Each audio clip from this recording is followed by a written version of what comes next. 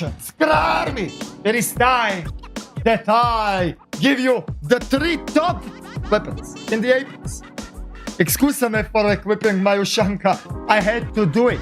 My hair is nasty. How much Apex I'm playing? I have no time to take a shower. I have to give you the information about my favorite top 3 picks of the weapons in Apex. Those 3 weapons melt. Those 3 weapons are weapons of the mass destruction. And those 2 weapons are best in slot right from the get-go. I am literally standing here for 5 minutes waiting for this to initialize. Can I please start with the goddamn guy, huh? Apex, yeah! Should I just take a shower right now?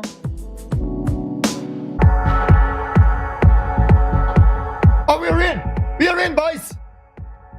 1 out of 3 the most powerful weapons in the Apex is a Peacekeeper. Peacekeeper is a pump-action shotgun that is shredding CQC. The most important thing about the Peacekeeper is that this shotgun can destroy people with a hip firing. Now, why is hip firing so important in Apex? The reason why hip fire is so important in Apex is because you're moving faster when you're hip firing than when you're aiming down the sight. When you're aiming down the sight, your movement speed is much slower. When your movement speed is much slower, what happens? Yes, it is easier to hit. So, there are 2 ways how to use a Peacekeeper. First is, like I said, CQC. And the second one is aiming down the sight to make this shotgun more accurate. Now, to do that, you actually need a modifier called Choke. Choke modifier can be placed on the shotgun, and when you're aiming down the sight, sway of the shotgun is gonna shrink in 3 stages, and in the 3rd stage, it is gonna be like Peacekeeper is using slugs. It is gonna be laser accurate, and all of those pellets are not gonna be scattered around. All of those pellets are gonna be clustered in a much narrow range, which means you can hit the targets even in mid-range combat with the Peacekeeper. Now, I'm not using Peacekeeper for that at all. I do not actually even need Choke. The way how I'm using Peacekeeper is exclusive. Keep firing, rushing in, and just buying the target, and they're all just dead, and I loot them. That's pretty much it. Like, it is the best in-slot weapon right off the bat. Early game, mid game, late game, it doesn't matter for Peacekeeper. And the sound design in that weapon is magnificent when you're reloading. The only thing that is stronger than a Peacekeeper in a CQC situation is the enemy with a Peacekeeper that aims better than you. That is all. Like, that is it. Peacekeeper, best in slot CQC weapon. Period. And by the way, I have over 100 hours, 110 hours now. I didn't want to make a guide about something based on what somebody else said. I actually wanted to experience it on my own skin. And I do not care what anyone else has to say about it. Peacekeeper, one of the 3 best weapons in the game. Now, in my top 3 list, I'm not talking about situational weapons. I'm not talking about the weapons that requires 35,000 ultimate accelerant for the lifeline, so you can find that specific modifier to make this weapon great. No! I'm talking about the 3 best weapons that are great right off the get-go. As soon as you pick it up, that weapon melts, that weapon shreds. That weapon is for early game, mid game, late game.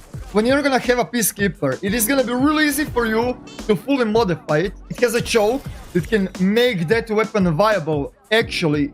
And for a little bit further ranges than a point blank, it is really easy to find the ammunition, because shotguns, thanks to the Mozambique, shotgun ammunition is everywhere. You're gonna have the satisfaction of shooting somebody with that weapon. That's for sure. You're gonna have a satisfaction of reloading, because reload sound, like I said, is 10 out of 10. I do not use that choke.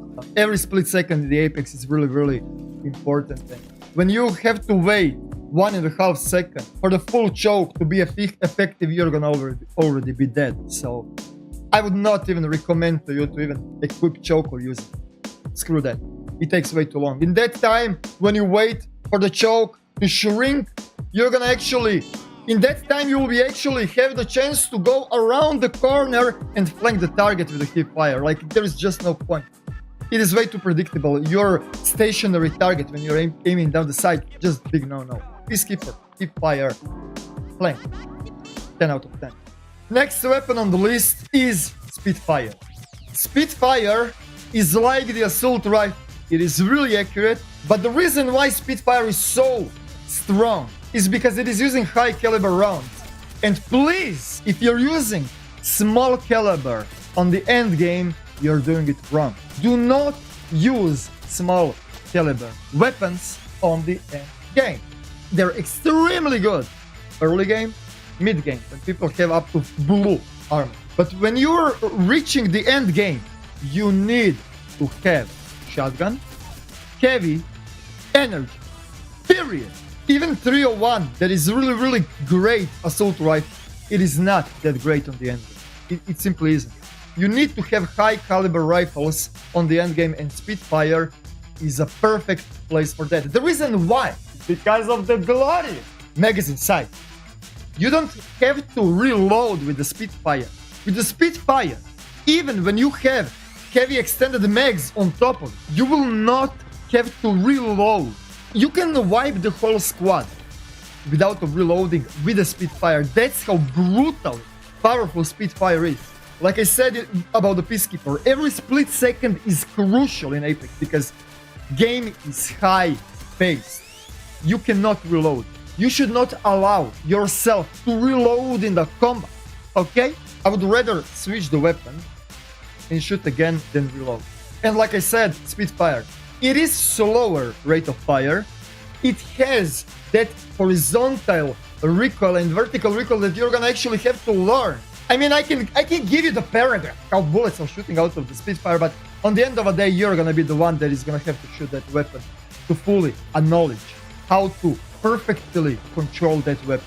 And this weapon, like a Peacekeeper, as soon as you pick up that weapon is best in slot. Spitfire is the strongest in the mid-range, and if you're trying to use a Spitfire in a CQC, never keep fire with that LMG. You're gonna die. If you're planning to use Spitfire, aim down the sight and ratatata.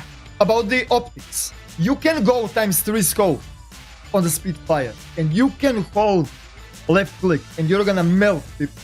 But the problem with the ×3 plus scopes on the Spitfire is that you cannot hip fire shoot in a CQC, which means if you have ×3 scope on a Spitfire and somebody flanks you while you're using Spitfire, and you will not be able to kill him. So I would strongly recommend you to use ×1 or ×1, 2×2 scopes on the Spitfire. So if you want that extra zoom, ×2 at the max, use ×1 as much as possible, just because I don't want that somebody else catches you off guard.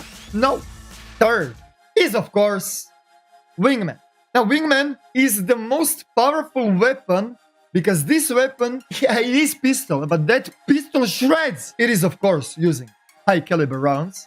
It is extremely accurate. This weapon can be used in a CQC, in a mid-range, and in a long range. You will not fail if you know how to land your shots, and I would strongly recommend it. Even if you're not that type of a guy, learn how to play with the Wingman, because Wingman is shredding. It is destroying. Even snipers, all of the snipers, they're out of a question just because of a Wingman. Because Wingman can do a job what other snipers can do, and it can do it even better. Now, there is a modification on the Wingman that you can place. It is called Skull Piercer. When you place a Skull Piercer on a Wingman, headshot damage is even stronger. If you manage to land shots in the head, target is gonna be done like from a full HP in 2 hits. It's insanely powerful. But even without a Skull Piercer, it is not like Devotion that requires that mod. Skull Piercer is gonna give a huge buff on a Wingman if you can land headshot. But even without a Skull Piercer, Wingman is incredibly powerful. I would not also recommend you to hip fire that weapon way too much, only when you're desperate, only when you are clutchy. Point blank spamming, you can actually spam Wingman how incredibly low recoil actually is. And I think they should increase the recoil on that weapon.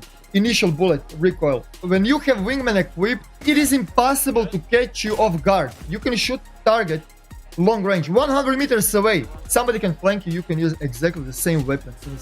Wingman is jack of all trades and it is definitely best in slot. Which means best two combos so far, right now in the Apex, is definitely Peacekeeper plus Wingman. You're crushing CQC with both weapons. You have a weapon for mid-range, you have a weapon for long range. And also, Peacekeeper plus Spitfire. Peacekeeper crushing everything CQC. And you have a Spitfire for the mid-range.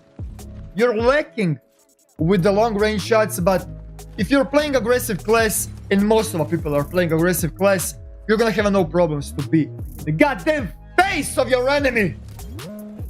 Now get out there, learn those three weapons, and dominate. I can already see the comment section ring. Why you didn't told us about devotion, you stupid scrub or mischief? There are weapons that are more powerful than those three, but those three weapons are the best weapons that you can pick up right off the bat and use them on the end game. There are weapons that are more powerful than these ones, weapons that are on steroids, but I'm gonna talk about them in my next video. So slap that subscribe because there is a lot of content to cover.